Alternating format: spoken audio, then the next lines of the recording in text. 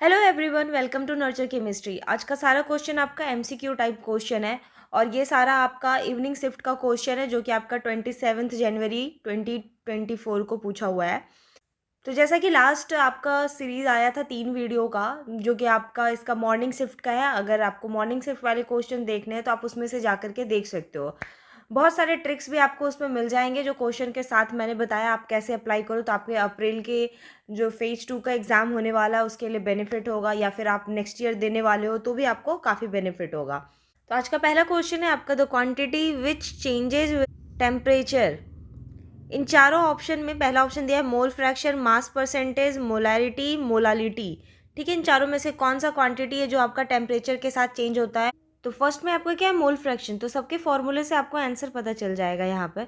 तो mole fraction में आपका क्या होता है, नंबर ऑफ मोल्स होते हैं सॉल्यूट के divided by total moles of solution. अगर सॉल्वेंट का निकाल रहे हो तो solvent divided by solution, total moles of solution.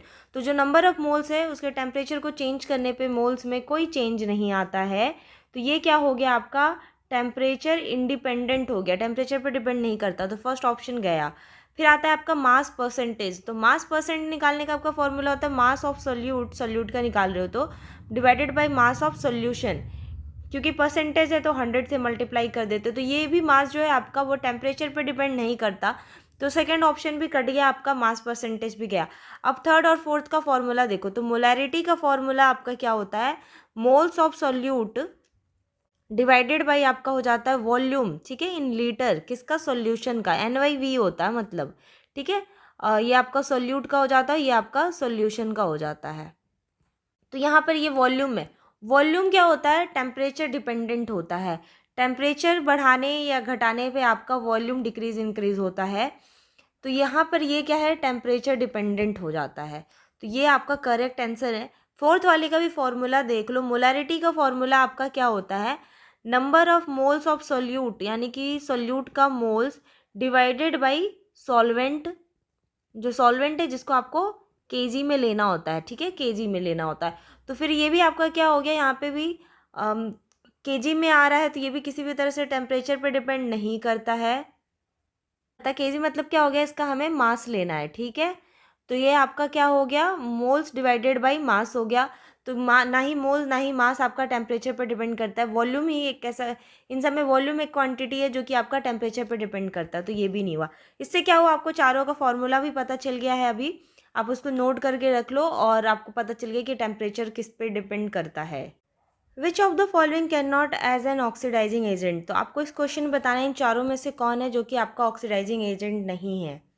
तो देखो, ऑक्सीडाइजिंग एजेंट किसको बोलते हैं, जो खुद रिड्यूस हो जाए। तो ऑक्सीडाइजिंग एजेंट वही होता है जो खुद रिड्यूस हो जाए और दूसरे को ऑक्सीडाइज कर दे। ठीक है, तो जो काम वो कर रहे हैं उस पर उसका नाम है। तो अब देखो कि इसमें से किसका पॉसिबल है जो कि आपका ऑक्सीडाइज कर सकता है। तो जो खुद रिड्यूस हो पाएगा वही होगा ना। तो अगर यहाँ पे मैग्नीज का आप ऑक्सीडेशन स्टेट निकालोगे तो कितना आ जाएगा, +7। ठीक है, आप निकाल के देख लेना। ऑक्सीजन का आपका -2 हो जाता है और ओवरऑल यहाँ पे माइनस है तो ये आपका क्या हो गया, 6। ठीक है, -6 और उधर माइनस हो गया तो ओवरऑल आपका क्या हो जाएगा, +7। तो इसमें आपका क्या है, इसका रिडक्शन पॉसिबल है, ये +4 जा सकता है। ठीक है, तो ऑक्सीडेशन स्टेट यहाँ पे आपका घट सकता है। तो ये तो आपका दूसरे को रिड्यूस भी, दूसरे को ऑक्सीडाइज कर सकता है। तो ये आपका ऑक्सीडाइजिंग एजेंट है। फिर आपका सेकेंड ऑप्शन में अगर देखो तो यहाँ पे सल्फर का ऑक्सीडेशन स्टेट आपका होता है +6। तो इसका भी दूसरे को ऑक्सीडाइज करके खुद रिड्यूस हो सकता है। खुद रिड्यूस हो जाना मतलब इसका जो ऑक्सीडेशन नंबर है ना वो रिड्यूस हो सकता है, घट सकता है, +4 हो सकता है, +2 हो सकता है, जो भी पॉसिबल है। फिर आता है थर्ड ऑप्शन। तो ये भी ऑक्सीडाइजिंग एजेंट है, तो ये दोनों तो आंसर नहीं है। फिर आता है आपका थर्ड ऑप्शन। थर्ड ऑप्शन में देखो, इसका जो ऑक्सीडेशन नंबर निकालना नहीं यहाँ पे दिया ही है, -3। ठीक है, जो कि इसका लोएस्ट ऑक्सीडेशन स्टेट है। अगर ये दूसरों को ऑक्सीडाइज करेगा तो इसको क्या होना होगा, खुद को रिड्यूस करना पड़ेगा। तो यहाँ पे इसका जो ऑक्सीडेशन स्टेट है ना वो माइनस में, तो खुद रिड्यूस होगा तो मतलब क्या हो जाना चाहिए, इसको -4 हो जाना चाहिए, या फिर जो भी है -5 जो भी। तो वो ये इसमें पॉसिबल नहीं है। मतलब ये इससे ज़्यादा और कम ऑक्सीडेशन स्टेट में नहीं जा सकता। माइनस चार्ज इसका -3 से और नीचे नहीं जा सकता नाइट्रोजन का, ये पॉसिबल नहीं है। तो ये आपका एक ऑक्सीडाइजिंग एजेंट नहीं पॉसिबल है, क्योंकि खुद रिड्यूस नहीं हो सकता दूसरे को ऑक्सीडाइज करने के लिए। फिर फोर्थ में अगर देखें तो आपका ब्रोमीन का भी +5 ऑक्सीडेशन स्टेट है, तो ये भी आपका क्या है, खुद को रिड्यूस करके दूसरों को ऑक्सीडाइज कर सकता है। तो जो थर्ड क्वेश्चन है इसमें आपको ईथर दिया हुआ है और उसको रिएक्ट करा रहा है HI से, तो आपको प्रोडक्ट बताना है इन चारों में से कौन सा प्रोडक्ट फॉर्म होगा। तो जब आप ईथर का क्लीवेज करते हो, ठीक है, HI के प्रेजेंस में अगर ईथर का क्लीवेज करेंगे तो क्या पॉसिबिलिटीज़ है। देखो यहाँ से अगर क्लीवेज होता है, ठीक है, तो एक साइड आपका क्या जाएगा, हाइड्रोजन, और यहाँ पर आपका क्या हो जाएगा, आयोडीन। ठीक है, तो जब आयोडीन यहाँ जाता है तो ये आपका टर्सरी बन रहा है, ठीक है, मतलब ये टर्सरी हेलाइड हो जा रहा है। क्लीवेज में आपका यहाँ पर क्या हो जा रहा है कि जो कार्बोकटायन फॉर्म हो रहा होगा ना, टर्सरी कार्बोकटायन फॉर्म हो रहा है। कार्बोकटायन जो होता है वो ज़्यादा स्टेबल होता है, तो आपका यही वाला प्रोडक्ट बनेगा जिसमें हाइड्रोजन आपका, जैसे अगर इसका अगर लिखें तो ऑक्सीजन का लोन पेयर आपको हाइड्रोजन को जाता है, आयोडीन आपका बाहर निकल जाएगा, ठीक है। फिर उसके बाद यहाँ पे आपका अगेन अगला स्टेप क्या हो जाएगा, इसके पास प्लस चार्ज आ जाएगा और इस तरह से होगा, ठीक, और यहाँ पे आपका आयोडीन प्लस में आ जाएगा। तो वैसा प्रोडक्ट देखो आपका यहाँ पर क्या होता है, जिसमें आपका हाइड्रोजन यहाँ जा रहा है और आयोडीन आपका टर्सरी पे जा रहा है। तो अगर फर्स्ट ऑप्शन देखोगे तो इसका सेम क्लीवेज है, ठीक है, ये आपका टर्सरी पे जा रहा है, तो ये सही है। फोर्थ क्वेश्चन है आपका, identify from the following species, 4 species दिया हुआ है, in which DsP3 hybridization is shown by central atom. तो इनमें से चारों में से कौन सा है जिसका हाइब्रिडाइजेशन आपका D2sp3 है, ठीक है, सेंट्रल एटम का। देखो 4 आपके यहाँ पे कॉम्प्लेक्स दिए हुए हैं, 4 कंपाउंड दिया हुआ है, और D2sp3 हाइब्रिडाइजेशन होता है और एक आपका sp3D2 हाइब्रिडाइजेशन होता है। इन दोनों में कन्फ्यूजन हो सकता है, ये क्वेश्चन इस वजह से भी बहुत सारे बच्चे गलत करके आ सकते हैं। तो यहाँ वाला जो क्वेश्चन है ना, इसमें ये जो है आपका, ये इनर और वाइटल का केस है, और ये आपका क्या है, आउटर है। दोनों ही आपका क्या है, ऑक्टाहेड्रल है। अब एक एक ऑप्शन देखो, जब ये ऑक्टाहेड्रल है, D2sp3 है, तो इसका कोऑर्डिनेशन नंबर आपका क्या होना चाहिए, 6 होना चाहिए। और अगर हम इसका स्टेरिक नंबर देखें तो आपका इसका स्टेरिक नंबर भी क्या होना चाहिए, 6 होना चाहिए, ठीक है। तो फर्स्ट वाले में देखो, ये कोऑर्डिनेशन नंबर जो कोबाल्ट का है ये आपका 6 है, ठीक है। तो देखने वाला बात ये कि 6 है, ठीक है, ये सब तो हो गया, बट ये D2sp3 है या sp3D2 है, ये आपको चेक करना होगा। तो कोबाल्ट आपका यहाँ पे, अमोनिया का जो आपका ऑक्सीडेशन स्टेट न्यूट्रल है, 0 होता है, तो कोबाल्ट आपका क्या हो जाएगा, +3 स्टेट में हो जाएगा। तो इसका आप कॉन्फ़िगरेशन लिखोगे तो क्या आएगा, आर्गन, ऐसे कोबाल्ट का आपका क्या होता है, 27, ठीक है। तो +3 हो गया, यानी कि 3 इलेक्ट्रॉन चला जाएगा, तो 2 इलेक्ट्रॉन तो आपका S में से जाएगा और 1 इलेक्ट्रॉन आपका, क्योंकि इसका कॉन्फ़िगरेशन आपका 4s2 3d7 होता है, तो 1 इलेक्ट्रॉन यहाँ से चला जाएगा, तो आपका क्या हो गया, 3d6 हो गया। तो इसको लिखोगे तो क्या हो जाएगा आपका, 1 2 3 4 5 6 यहाँ, फिर आपका 4s, फिर आपका 4p, ठीक है। अमोनिया जो है वो आपका क्या होता है, स्ट्रॉन्ग लिगेंड होता है।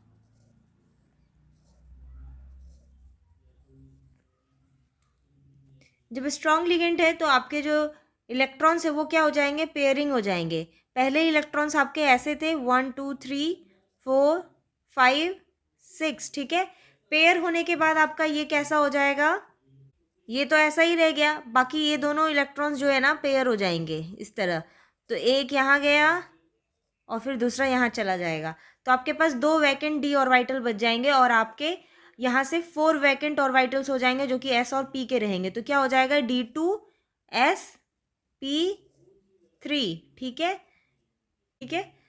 तो यहाँ पे 2 अमोनिया आएगा और फिर यहाँ पे आपका 4 अमोनिया आ जाएगा। तो ये आपका क्या होता है, इनर ऑक्टाहेड्रल कॉम्प्लेक्स है ये आपका, ठीक है। तो इसका तो कॉन्फ़िगरेशन आपको पता चल गया कि D2sp3 है, ठीक है। तो करेक्ट आंसर यही हो, क्योंकि एक ही ऑप्शन आपका सही होना था, ठीक।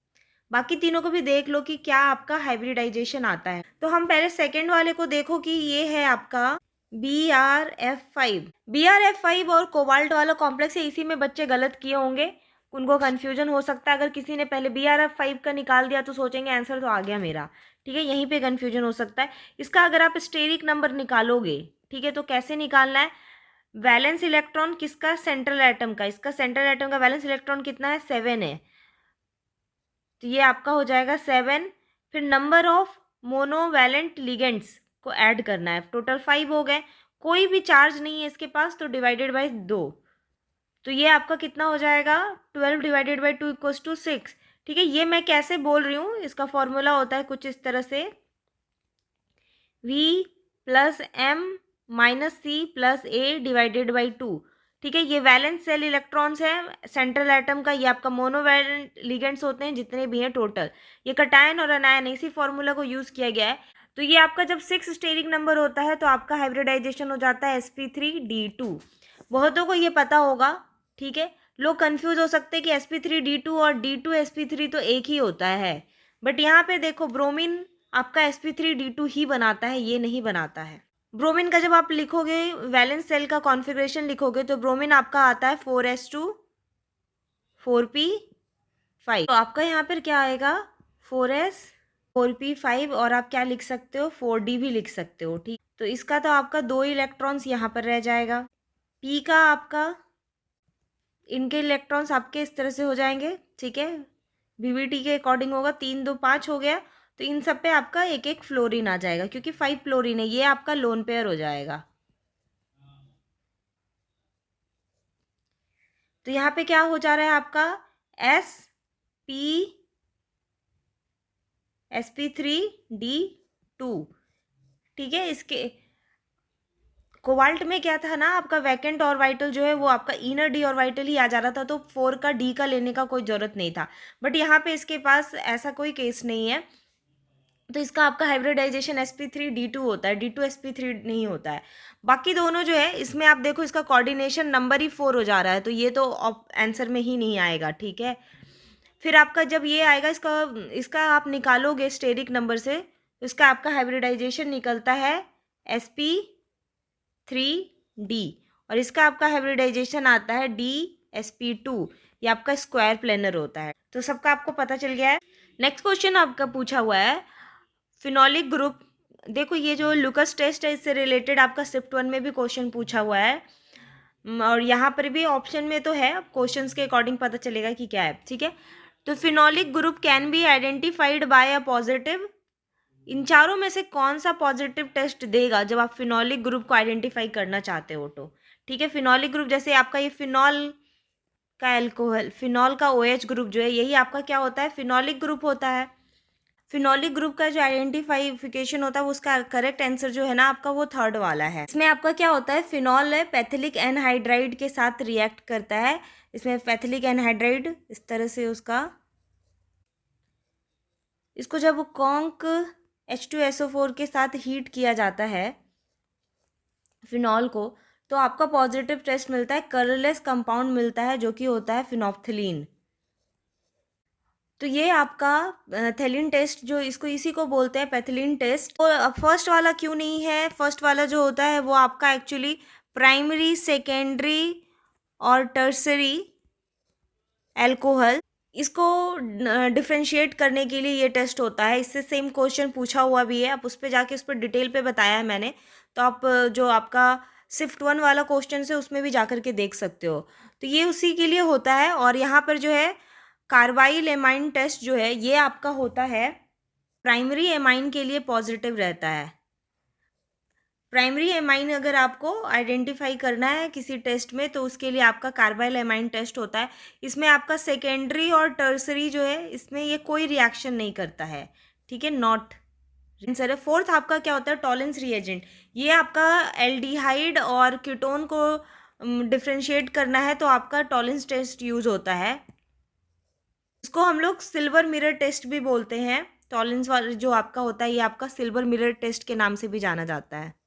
तो इन चारों का ये काम था, आप इसको नोट भी कर सकते हो, इससे अगर अगेन क्वेश्चन पूछता है तो आप इसको पढ़ लेना। नेक्स्ट क्वेश्चन है आपका which structure of protein intact after coagulation of egg white on boiling. Primary, secondary, tertiary और क्वाटरनरी, तो इसका राइट आंसर है प्राइमरी। क्यों? प्राइमरी प्रोटीन जो होता है ना, उसमें आपका हाइड्रोजन बॉन्डिंग नहीं होता। क्यों? क्योंकि जो आपका प्राइमरी प्रोटीन होता है वो आपका हाइड्रोजन बॉन्डिंग इन्वॉल्व नहीं करता है, डज नॉट। क्या पता नेक्स्ट टाइम कभी ऐसा हो जाए कि रीज़न पूछ दे ऑप्शन में दिए, तो आपको ये पता होना चाहिए। बाकी आपका सेकेंडरी, टर्सरी ये आपका टूट जाता है जब आप एग वाइट का कोगुलेशन होता है, बॉईल करते हैं तो वो टूट जाता है, बट प्राइमरी जो है आपका वो नहीं टूटता है। सेवेंथ क्वेश्चन है आपका, the molecular formula of second homologue in the homologous series of monocarboxylic acid. तो देखो आपका जो होमोलोगस सीरीज होता है वो किसी भी फंक्शनल ग्रुप में डिफर होता है फ्रॉम वन CH2 ग्रुप से, ठीक है। मतलब एक एक CH2 ग्रुप का डिफरेंस होता है होमोलोगस सीरीज में किसी भी फंक्शनल ग्रुप के लिए। यहाँ आपका फंक्शनल ग्रुप क्या दिया है? मोनोकार्बोक्सिलिक एसिड, ठीक है। तो देखो यहाँ पे मोनोकार्बोक्सिलिक एसिड का ही एग्जांपल लेकर के समझते हैं। फर्स्ट होमोलोग का मतलब हो गया आपका HCOH, ठीक है, यानी कि फॉर्मिक एसिड आपका हो गया। अगर आप फर्स्ट से सेकंड में जा रहे हो तो आपको एक CH2 ग्रुप ऐड कर देना, एक CH2 ग्रुप ऐड कर दिया हमने, ठीक है। तो ऐड कर दिया तो फिर क्या आ गया? CH3COOH, एक हाइड्रोजन था ना पहले से। फिर आपका थर्ड होमोलोग क्या हो गया? फिर एक CH2 ग्रुप ऐड कर देना है आपको। उसी तरह फोर्थ होगा तो एक और CH2 ग्रुप ऐड होता चला जाएगा। तो अब ऑप्शन में देखो क्या है, ऑप्शन क्वेश्चन में पूछ रहा है सेकेंड होमोलोग का, तो सेकेंड होमोलोग देखो क्या है? CH3COH, तो ये आपका करेक्ट आंसर हो गया। सेकेंड वाला देखो उसी तरह एक CH2 ग्रुप है, तो ये आपका क्या हो जाता? थर्ड के लिए पूछता तो थर्ड हो जाता। एट्थ क्वेश्चन में पूछ रहा है which of the following will not give SN1, ठीक है। SN1 रिएक्शन, SN1 से क्वेश्चन आपका SIFT1 का भी पूछा हुआ है कुछ। तो यहाँ पर जो SN1 बोल रहा है किसमें से कौन है जो आपका SN1 नहीं देता है? SN1 में देखो क्या होता है? इंटरमीडिएट फॉर्म होता है। वही अगर SN2 की बात करें तो क्या होता है आपका? ट्रांजिशन स्टेट बनता है। तो इंटरमीडिएट में क्या होती है? इंटरमीडिएट का हम स्टेबिलिटी देखते हैं। इंटरमीडिएट जो भी बनते हैं ना वो स्टेबल होते हैं, तो उसकी हम स्टेबिलिटी देखते हैं। जो जितना ज़्यादा स्टेबल होगा उसी को प्रेफरेंस मिलता है, वो आपका आगे जा कर के रिएक्शन बन। तो जो जितना ज़्यादा स्टेबल होगा उसी को प्रेफरेंस मिलता है। तो ये तो प्रेफरेंस का बात हो गया, बट SN1 में जाएगा ही वही जो स्टेबल होगा, अनस्टेबल वाले नहीं जाएंगे, ठीक है। तो ये आपका क्या हो जाता है? ये आपका सेकेंड स्टेप होता है, ठीक है। फर्स्ट स्टेप में ये आपका क्या होता है? सेकेंड स्टेप होता है। फर्स्ट स्टेप में क्या होता है आपका? न्यूक्लियोफाइल अटैक करता है, लिविंग ग्रुप निकलता है।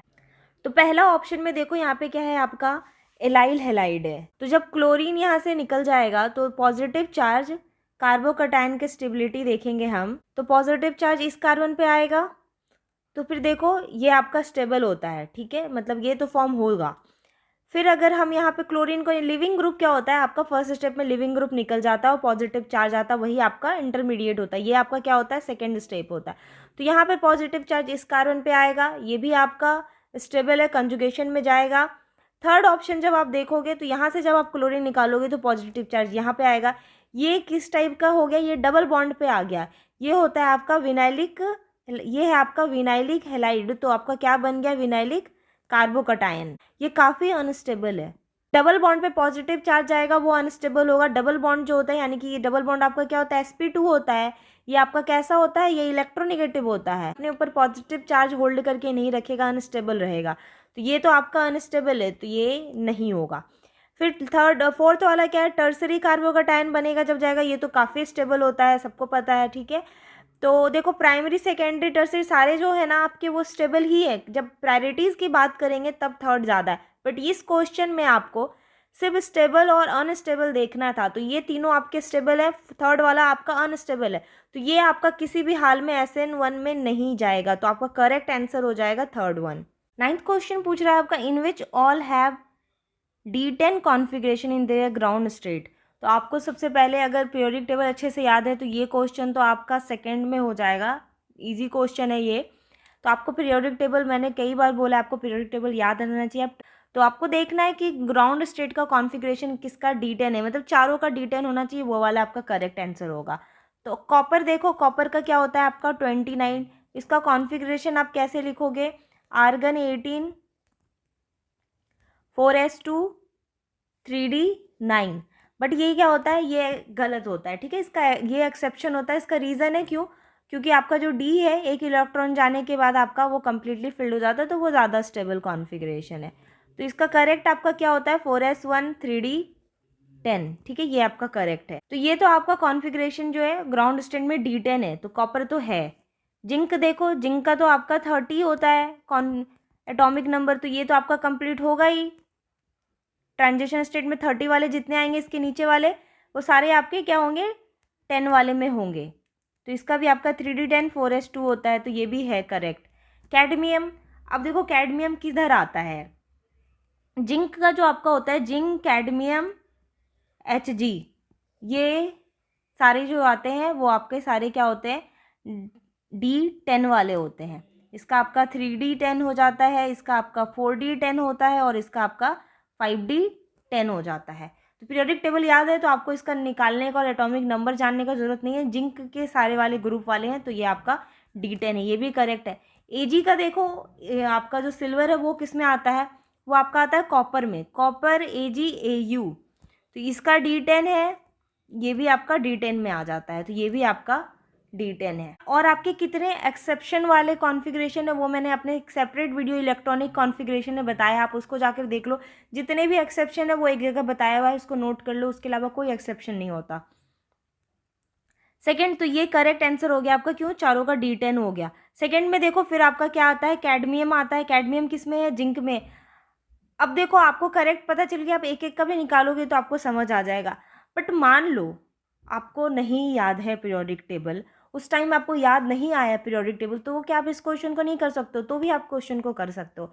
बेसिक जो है आपका एटॉमिक नंबर 30 तक तो पीरियोडिक टेबल याद रहता ही है, क्योंकि हम स्कूल टाइम से याद करते आते हैं अपने 8 9 10 से, ये बेसिक आप सबको याद ही होगा। उसके आगे का याद नहीं होगा कि कैडमियम का क्या है, Ag का क्या है, ये अगर आप भूल भी गए हो तो कैसे कर सकते हो। फर्स्ट ऑप्शन में कॉपर और जिंक का आप निकाल लोगे, इन दोनों का मान लो आपको नहीं आता। सेकेंड ऑप्शन में आप क्या करोगे, निकेल 28 होता है, इसका आप निकाल लोगे। तो निकेल का आप निकालोगे तो आपको पता चल जाएगा कि ये आपका D8 में आता है, 4s2 3d8 में आता है, तो ये ऑप्शन तो कट गया, बाकी का कुछ निकालने का ज़रूरत नहीं है।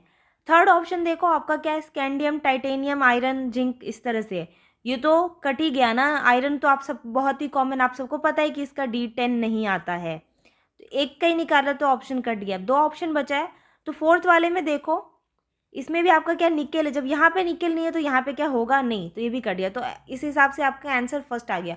तो इन केस आपको नहीं भी याद है तो आपका आंसर कट करके ऑप्शन आ जाएगा। तो अगर इस टाइप के क्वेश्चन है ना जो आपको पूरी तरह से याद नहीं है बट आपको थोड़ा बहुत पता है, उससे ऑप्शन कट हो जाता है, तो क्वेश्चन को कभी मत छोड़ो।